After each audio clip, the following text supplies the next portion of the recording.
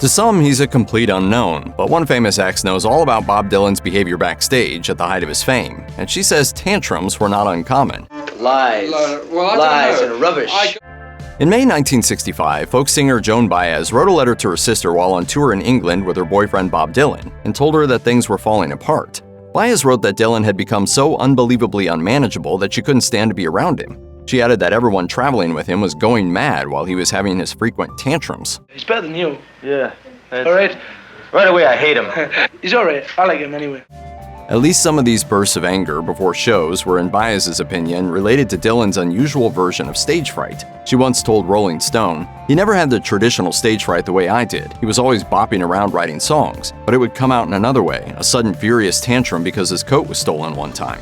Before the English tour, when the two were still doing well, Dylan had a meltdown when his favorite jacket, Baez called it a horrible little coat, disappeared before a show. It's unclear which coat exactly Baez was referring to, as a few seem to match the general description. Whichever one it was, Baez hated it. She says it was brown, vomit-stained, smelled horrible, and the sleeves were too short, but Dylan loved it.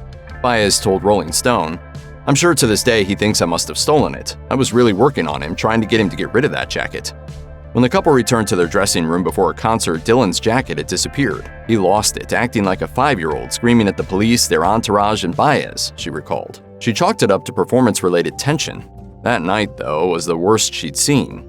Dylan, wild-eyed with fury, sent everyone except Baez scurrying, she recalled. She talked him down, and he gave a brilliant performance that night. The couple split up in the spring of 1965 but remained friends. Dylan would finally apologize for his behavior toward her more than 40 years later. Dylan met Baez in 1961, shortly after he'd arrived in New York City to pursue his music in the city's burgeoning folk scene, as depicted in the biopic A Complete Unknown, starring Timothée Chalamet as Dylan and Monica Barbaro as Baez. Baez was already a folk star with a hit record under her belt by the time they met, and she helped popularize Dylan. The two dated and toured together for several years, with Dylan rising from obscure folky to rock stardom by the mid-1960s. By the spring of 1965, when Baez flew to England with Dylan for his tour, their relationship had become strained to the breaking point. So it's possible that his angry outburst before performing may have been related to their disintegrating bond. Or maybe he just really loved that horrible little coat.